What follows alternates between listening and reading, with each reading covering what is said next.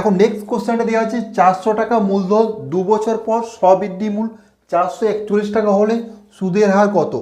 তো এখানে দেখো দুটো জিনিস দেওয়া আছে, একটা হচ্ছে প্রিন্সিপাল মানে হচ্ছে আসল, আর হচ্ছে অ্যামাউন্ট মানে হচ্ছে সুদ আসল, ঠিক আছে, যেটা আমরা স্ববৃদ্ধি মূল বলি।